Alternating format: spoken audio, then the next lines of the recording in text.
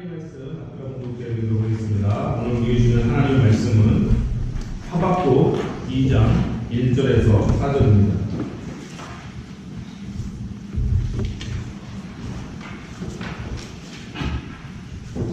하박국 2장 1절에서 4절. 우리 다같이 한 목소리로 합독해 보도록 하겠습니다. 구약성경 1303페이지 정도 있습니다. 1303페이지. 우리 2장 1절에서 4절까지 한 목소리로 합독해 보도록 하겠습니다. 시작. 내가 내 사는 곳에 서며 성문에 서야 그가 내게 무엇이라 말씀하시는지 기다리고 바라보며 나의 질문에 대하여 어떻게 대답하시는지 몰라 하더니 여호와께서 내게 대답하시되 너는 이 주를 기록하여 한해 용맥이 생되 달려가는 소를 들을 수 있게 하라. 이 묵시는 정한 때가 되나니 그 종말이 속히 이르겠고 결코 거짓되지 아니하리라. 비록 거짓자도 기다려라. 지체되지 않고 반드시 응하리라. 오라 그의 마음은 교만하며 그 속에서 정직하지 못하나 의인은 그의 믿음으로 말미암아 살리라. 아멘. 할렐루야. 아멘. 할렐루야. 아멘. 오늘 10월 첫째 주일 날씨 참 맑고 좋은 날 하나님을 예배하기 위해서 주님문대교회에 오신 모든 성도님들을 주님의 이름으로 환영하고 축복합니다. 우리 전우자의 교수님들하고 인사하겠습니다. 참 잘하셨습니다. 감사합니다.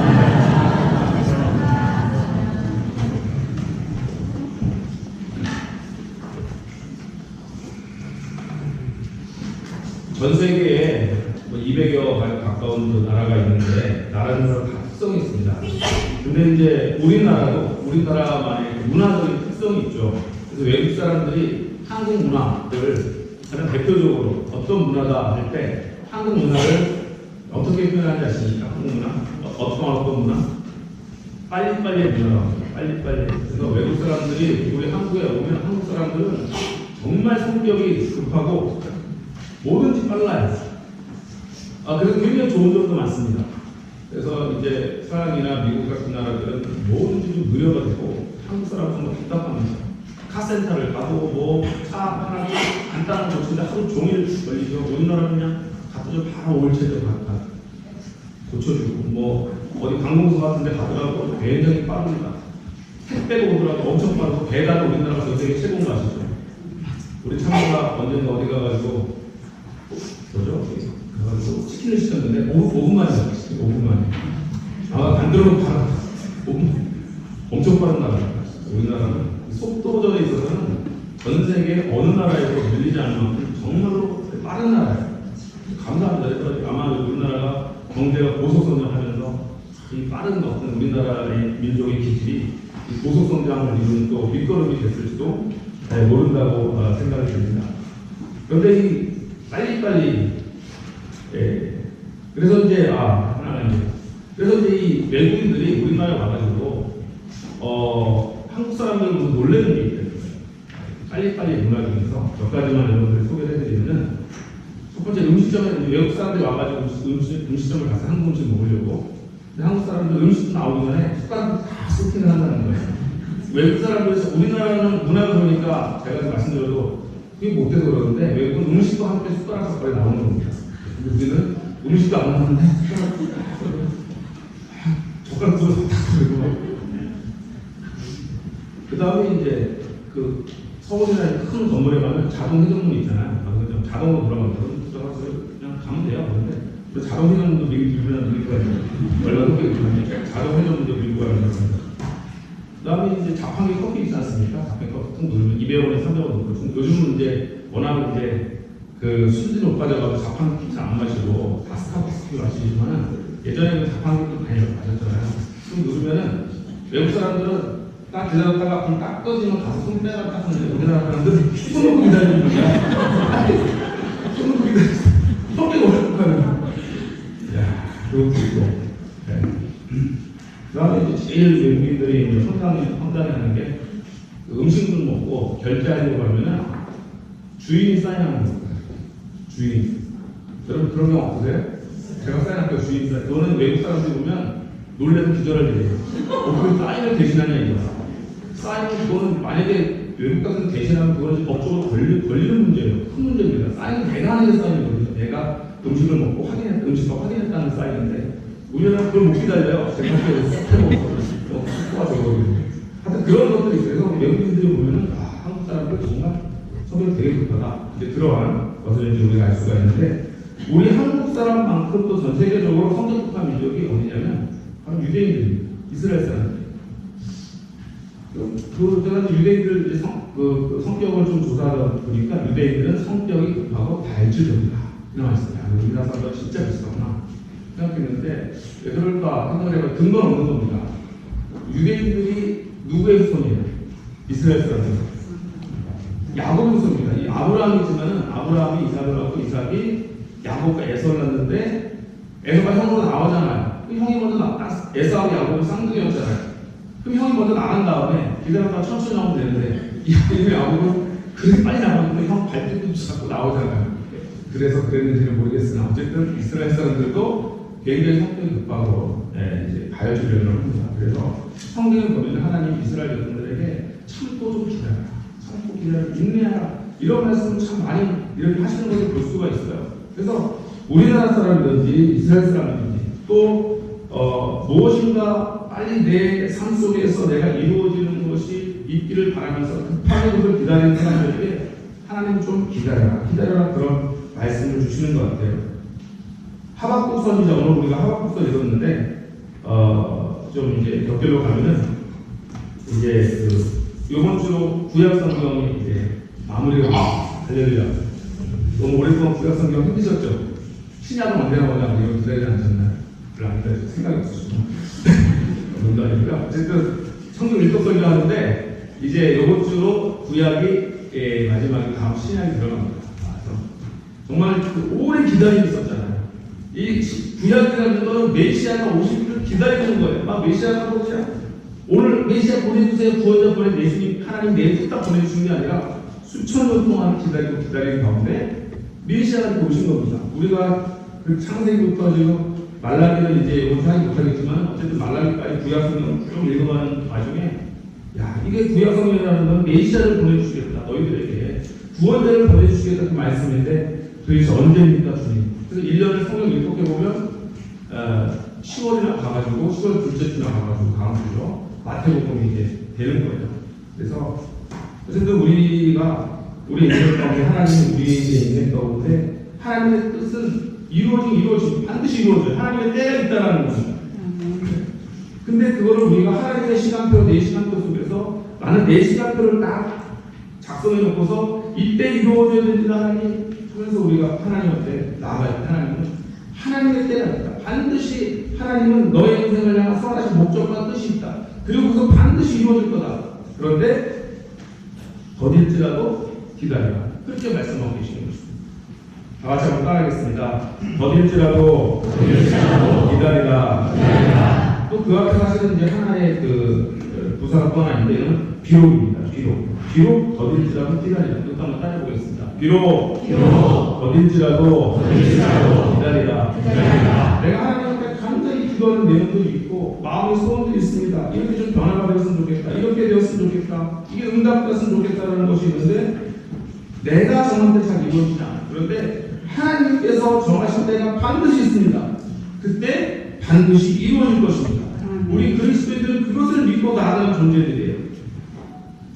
하박국서는 이 하박국 선지자의 질문과 하나님의 대답 형식으로 이렇게 구성이 되어 있습니다. 하박국 선지자는 이스라엘이 바벨론에 의해서 짓밟히고 겁탈당하고 강포를 당하고 할 때 선지자 사명을 감당했던 자예요. 그런데 하박국 선지자 하나님 앞에 이 민족을 좀 구해주세요 하나님. 기도해도 하나님이 듣지 않으시는 것 같은 거예요. 그래서 1장 2절에 보면 이렇게 나와 있습니다. 여호와여 내가 부르짖어도 주께서 듣지 아니하시니 어느 때까지입니까? 어느 때까지입니까? 내가 하나님께 부르짖는 간절히 부르짖는 것이죠. 간절한 마음으로 하나님 눈물로서 기도하는데도 하나님께서 듣지 아니하시는 것 같은 거예요. 근데 하나님께서 듣지 않으시니 도대체 어느 때까지입니까 주님? 물론 하박국 선지자는 자기 개인의 선지자가 자기 개인의 기도 제목으로 기도하지 않았어요. 그래서 이스라엘 민족과 하나님의 나라를 구하면서 이 나라 민족 가운데 그 겁탈과 강포가 있고 변론과 분쟁이 일어나가지고 이 바벨론의 이 나라가 짓밟히다 보니까 하나님 말씀이 해이해지고 정의가 시행되지 못하고 악인이 의인을 에워싸고 정의가 굳게 행하는 것을 보면서 선지자로서 너무 가슴이 아파서 언제 이 나라 가운데 하나님의 정의가 이루어집니까? 언제 이 나라 가운데 하나님의 공의가 이루어집니까? 하나님 말씀이 다 해이해져 있습니다. 언제 하나님의 은혜와 하나님의 능력과 하나님의 함께 하심이 하나님을 예비하는 그 순간이 언제 회복되겠습니까? 이걸 이제 기도하는 것이죠. 그런데 하나님이 1장 5절에 응답을 하시는데 이게 도대체 하박국 선지자가 이해할 수 없는 응답을 주시는 거예요. 내가 한 가지 행할 것인데 갈대아 사람을 일으켜서 너네들 심판하겠다, 그런 말씀을 주시는 겁니다. 그러니까 하박국이 이게 도대체 무슨 말씀입니까 하나님? 그 13절 1장 13절에 보면 어찌하여 거짓된 자들을 방관하시며 악인이 자기보다 의로운 사람을 삼키는데도 잠잠하시나이까? 그가 그물을 떨고는 그물 사람 잡으려고 이스라엘에서 그물을 떨고는 계속 17절입니다. 그가 그물을 떨고는 계속해요. 여러 나라를 무자비하게 멸망시키는 것이 옳으니까. 그래서 그라는 것은 바벨론 나라를 의미하는 것입니다. 바벨론이 그렇게 이스라엘 민족을 향하면서 악을 행하는 것이 하나님 도대체 옳다는 말씀입니까? 이렇게 하면서 하나님을 다시 질문하는 것입니다. 이런 질문을 하면서 근데 마지막에 이 하나님을 향한 이 기도와 질문 마지막 부분이 2장 1절이 어떻게 되냐면 내가 내 파수하는 곳에 서며 성루에 서리라, 그렇게 말합니다. 질문은 있어요. 여전히 자기가 이해하지 못하는 것이 있어요. 하나님이 왜 우리 이스라엘 민족이 이렇게 행하시는지 도대체 이해할 수 없는 부분이 있습니다. 그럼에도 불구하고 하박국 선지자 지금 뭐라고 말합니까? 내가 파수하는 곳에 서면 성루에 서리라. 파수하는 것과 성루가 어디일까요? 자기의 사명지입니다.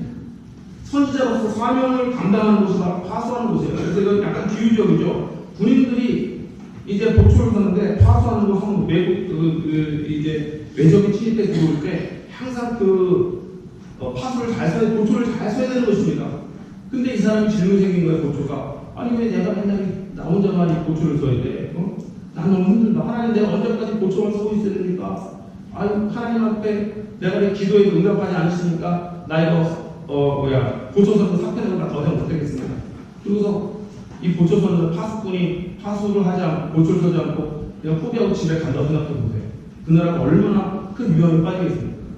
비록 자기 자신이 하나님 앞에 질문했던 것에 대한 대답은 받지 못하고 내가 모든 것은 다 이해하지 못할지라도 지금 하박국 선지자는 내가 감당해야 될 사명을 내가 감당하겠습니다. 내가 해야 할 일을 하겠습니다. 내가 있어야 될 그 자리에 내가 있겠습니다. 그러면서 계속해서 하나님의 응답을 기다리는 거예요.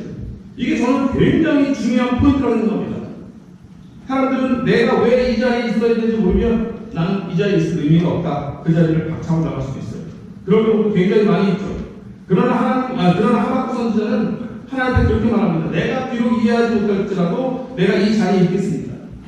선지자의 사명을 감당하면서 도대체 하나님의 뜻이 어디 있는지 모를 때 얼마나 답답하겠어요. 그러면 아이자의 선지자 못해 먹겠습니다. 그러고 만약에 하박국 선지자 하나님 자꾸 딱 내고 어디 도망가 버렸다 한다면 하나님의 응답을 그가 받을 수 있게 되는 것입니다. 그가 힘들고 어렵지만 하나님의 응답이 오지 않는 답답한 상황이지만 자기가 있을 그 자리에 있으면서 사명을 계속해서 감당하고 파수꾼의 사명, 성루의 사명, 이 사명을 감당하기 때문에 결국 하나님의 응답을 받게 됐다는 것이죠. 자, 이 말씀을 준비하면서 정말 맞는 말씀입니다. 정말 맞는 말씀입니다. 저에게 도저히 많이 되는 겁니다. 예를 들자면 제가 이제 세 딸의 아버지인데 세 딸의 아버지로서 아직도 제가 해답을 찾지 못한 게 많아요. 야, 내가 아버지로 자격이 있나? 정말 내가 너무 부족한 아버지다. 그런 생각을 굉장히 많이 합니다. 딸들에게. 내가 너무 한계가 많다. 뭐 이런 생각도 많이 해요. 그래서 하나님 내가 제게 왜 세 딸을 주셨습니까? 질문을 막 해요. 근데 잘 모르겠어요. 그렇다고 내가 못하겠습니다. 아버지가 못하겠으니까 오늘부터 세 딸의 아버지가 사표내고 저 그냥 혼자 시골에 가서 나 혼자 살겠습니다. 그러면 되겠어요? 가끔 나만 저만 그러는 게 아니라 너무 삶의 무게가 힘든 남자분 다 그런 생각할 거야. 야, 다 내려놓고 어디 시골 같은 데서 가가 집에서 산자락에 들어가가지고 나 혼자 좀 그냥 편안히 한번 살아보고 싶다. 이런 거 다 한 번씩은 할 거예요. 근데 생각만 그렇지 진짜 그렇게 하면 안 되는 거죠. 어쨌든 다 내려놓고 혼자 떠나보세요. 그러면 그 가정 가운데 또 아버지 역할을 주신 하나님의 그 계획과 섭리가 어떻게 그 가정을 통해서 이루어질 수가 있겠습니까? 이루어질 수가 없는 거예요. 내가 다 이해할 수 없을 때라도 그 사명의 자리에 서 있는 저와 여러분 되시기를 주님의 이름으로 축복을 드립니다. 그러면서 하나님의 응답을 기다립니다. 그것이 주님의 몸된 교회의 사명이던 여러분의 가정과 사업과 직장 어디든지 간에 그것이 하나님께 내리는 사명이라고 한다면 그 사명을 감당하면서 하나님의 응답을 기다리는 존재로 우리가 살아가야 되는 것입니다. 다 포기하고 다 사표내고서 그 다음에 하나님의 응답을 기다리는 것이 아니라 내가 가야 할 길을 우직하고 묵묵하고 충성스럽게 걸어가면서 그 중에 하나님의 응답이 그곳에 있는 줄로 믿습니다. 그러면서 내가 파수하는 것을 성령의 소리라 그가 내게 무엇이라 말씀하시는지 기다리고 바라보며 나의 질문에 대하여 어떻게 대답하시는지 보리라. 내가 파수꾼의 삶을 감당하며 성령에 서면서 하나님께 내게 무엇이라고 말씀하시는지 내가 기다리고 바라보겠다. 그렇게 지금 하박국 선지자가 이야기하고 있죠. 그래서 이게 이제 하박국 선지자가 1장에서 이제 1장과 2장 연결되는 부분에서 두 번째로 하나님 앞에 이제 기도하면서 결단한 내용 같은 것입니다. 그런데 하나님의 응답이 두 번째로 가져옵니다. 2장 2절에 보면 이것이 두 번째 그 하박국 선지자의 기도에 대한 하나님의 두 번째 응답인데 이렇게 응답이 됩니다. 여호와께서 내게 대답해 주시되 너는 이 묵시를 기록하여 판에 명백히 새기되 달려가면서 읽을 수 있게 하라. 그렇게 말씀합니다. 좀 약간 공문서답 같지 않습니까?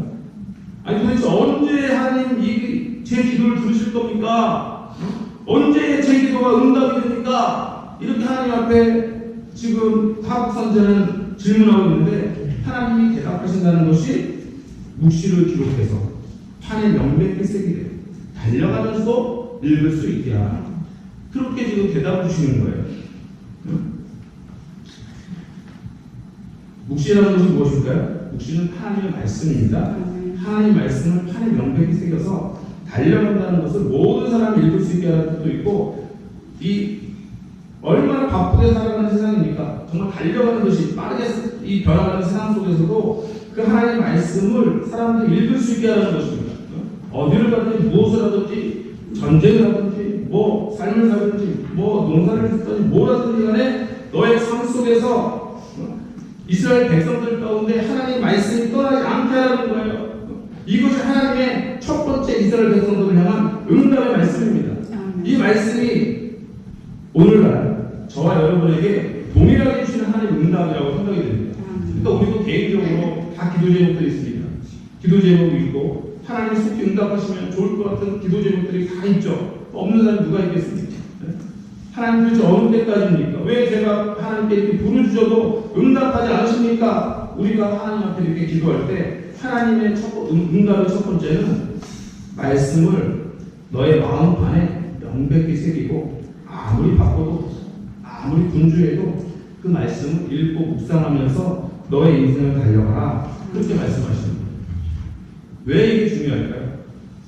하나님께서 우리 인생에게 주신 비전과 목적과 꿈과 계획이 다 있습니다. 없는 사람이 없죠. 근데 하나님의 묵시가 없으면 그것을 잊어버리게 되어 있어요.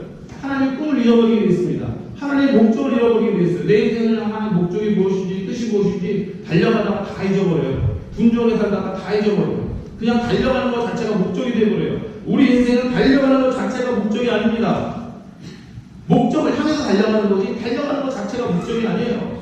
하나님께서 우리 인생에 주신 목적이 있고 계획하심이 있고 뜻이 있어요. 그것을 끝까지 풀고 나가려면 어떻게 될까요?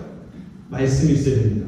할렐루야. 하나님의 말씀을 마음판에 항상 새기지 못하면 내가 원래 주님을 처음 믿을 때 그 첫사랑, 첫마음, 또 하나님을 향한 목적과 계획과 뜻 다 잊어버리게 되는 거예요. 그리고 내가 무엇을 향해 달려가면서 모르는 사람이 되고 열심히 달려오긴 했는데 인생을 40년, 50년, 60년, 70년, 80년 열심히 달려고 했는데 뒤를 돌아보면 내가 뭐 때문에 지금까지 이렇게 열심히 달려온 거지? 자기 인생에 대해서 한번 질문하게 될 것입니다. 가장 중요한 건 그래서 하나님의 말씀을 마음판에 명백히 새겨야 돼요. 아무리 분주한 시간에도 잊지 않으면 하나님의 그 말씀, 아무리 바쁜 시간에도 나를 붙잡아주는 하나님의 그 말씀, 어떠한 고난의 상황 속에서도 나를 다시금 이렇게 세워주시는 하나님의 그 말씀, 마음판에 새겨진 말씀이 있으십니까? 네, 여러분의 도전합니다. 그리스도인들은 누구나 다 마음판에 새겨진 말씀이 있어야 돼요. 어떠한 상황 속에서 나를 붙들고 계신 그 말씀, 하나님의 말씀이 나를 붙드는 것이다. 그래서 하나님의 말씀은 정말 생명보다 귀한 거예요. 그것이 나를 붙드는 것이기 때문에. 자, 그래서 하나님의 첫 번째 대답은 하나님의 말씀을 명백히 판에 새겨서 아주 명백하게, 흐리멍텅하게 새기지 말고요, 명백하게 하나님의 말씀을 새길 수 있기를 주님의 축복을 드립니다. 옆에 분에 인사하겠습니다. 명백하게 새기시기 바랍니다. 하나님의 말씀이 명백한 사람들이 되어야 돼요. 두 번째, 이 묵시는 정한 때가 있나니 그 종말이 속히 이르겠고 결코 거짓되지 아니하리라. 거짓되지 아니하리라. 정한 때가 있다는 것. 하나님의 정한 때. 하나님의 크신 섭리와 계획하신 가운데서 정한 때가 있다는 것이죠. 이 정한 때는 1차적으로 하박국이 말씀하실 때는 이스라엘 민족을 향한 정한 때가 있다는 것이고요. 더 나아가서 정말 예언적이고 묵시적으로는 하나님께서 이스라엘 백성들을 위해서 그 모든 인류를 위해서 예정하시고 계획하신 메시아를 보내실 그때가 정해져 있다는 겁니다. 너희들을 향한 구원자를 반드시 보내겠다는 거예요. 이스라엘을 획하시겠다는 겁니다. 하나님 너희를 버리지 않으셨다는 거예요. 너희를 구원하실 것이라는 것입니다. 그 정한 때가 있다는 거예요. 할렐루야. 우리는 하나님의 때가 있음으로 인해서 위로를 받는 것입니다. 나는 모르지만 그 때가 언제인지 정확하게 알 수 없어요. 그러나 그 때가 있다는 거예요. 그 때가 속히 이룰 것이다. 이것은 결코 거짓이 아니다. 하나님의 때가 반드시 이룰 것이라는 것은 결코 거짓이 아니라는 것입니다.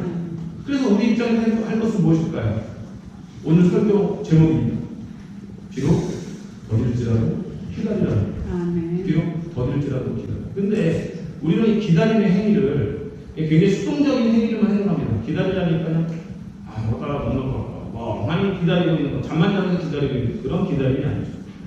그리스도인들의 기다림이라는 것은 그 2장 2절에 나와 있는 것처럼 날마다 하나님의 말씀에 순종하면서 또 내가 파수할 거 파수하면서 내가 지켜야 될 거 지켜가면서 내가 감당해야 될 사명을 감당해 나가면서 그 순간에도 묵묵히 하나님의 뜻이 있음을 내가 잊지 않고 내 인생을 향한 하나님의 계획하심과 목적하심이 있음을 우리가 잊지 않고 기다리는 그 기다림을 의미하는 거예요. 그 기다림은 굉장히 적극적인 기다림입니다. 하나님의 뜻이 반드시 응답될 것이라는 믿음과 확신 가운데서 기다리는 거예요. 막연한 기다림이 아닙니다. 거짓되지 아니하고 확실하신 하나님의 그 계획하심과 목적하심과 예언의 말씀이 반드시 이루어질 것이라는 믿으면서, 그러니까 오늘이라는 시간을 내가 헛되이 살아갈 수가 없죠. 하나님은 나를 통해서 또 하나님의 뜻을 이루어 가시길 원하시기 때문에, 그것이 가정에서든 직장에서든 그 어디서든지 간에 나를 통해서 하나님의 뜻을 또 이루어 가시길 하나님 기뻐하시기 때문에 우리가 어찌 게으르고 낙하게 살아갈 수가 있겠습니까? 그래서 그냥 기다리라는 건 아주 수동적으로 많이 기다리는 그런 말씀이 아니라, 우리가 하나님께서 우리에게 주신 그 삶의 자리에서 최선을 다하면서 충성하면서 하나님의 사명을 감당하면서 기다리는 그 기다림인 줄로 믿습니다. 그렇게 기다리는 자에게 지체되지 않고 반드시 응할 것입니다. 그래서 내가 다 이해하지 못하더라도 나는 그 자리에 서 있어야 됩니다. 하나님은 왜 나를 이 자리에 두셨는지 다 이해할 수 없습니다. 그러나 그 자리에 서 있는 복된 인생 되시기를 주님의 이름으로 축복을 드립니다. 그래서 2장 4절 말씀, 아주 유명한 말씀이죠. 보라 그의 마음 교만하여 그 속에 정직하지 못하나, 그 다음 다 같이 있습니다. 시작. 의인은 그의 믿음으로 말미암아 살리라. 아멘. 이 말씀이 하박국 2장 4절에 있는 말씀입니다. 이 말씀은요, 기독교의 기초를 놓은, 특별히 개신교의 기초를 놓은 말씀이라고 해도 과언이 아니에요. 이 말씀에 바울 사도가 영향을 받습니다. 그래가지고 로마서 전체가 뭐예요? 로마 전체 내용이 의인은 믿음으로 말미암아 살리라. 이 내용을 풀어놓은 것입니다. 전체가 의인은 이 하박국이 한 의인은 믿음으로 말미암아 살리라를 풀어놓은 것이 로마서라고 해도 과언이 아니에요.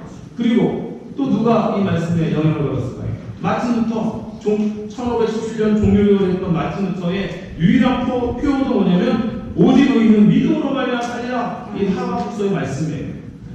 믿음으로 하는 것입니다. 여기서의 믿음은 단순히 어떤 교리적인 이제 예수님이 우리의 구원자가 된다는 그 믿음과 더불어서 여기 하박국서에서는 좀 더 실천적인 믿음입니다. 하나님 나와 함께 하실 것이라는 믿음, 하나님의 약속의 말씀은 반드시 응답될 것이라는 그 믿음을 가지고 나아가는 것입니다. 그러면서 현재적으로 나는 하나님 앞에 충성된 삶을 살아가겠다. 선지자의 삶을 결코 내가 포기하지 않겠다. 하나님께 내게 주신 그 자리를 결코 소홀히 하지 않겠다. 그렇기 때문에 그의 믿음이 정말 가치 있는 믿음이 되는 것이죠. 의인은 믿음으로 사는 것입니다. 하나님이 함께 하신다는 그 믿음으로 사는 거예요. 하나님의 뜻은 반드시 이루어질 것이라는 그 믿음으로 살아가는 줄 믿습니다.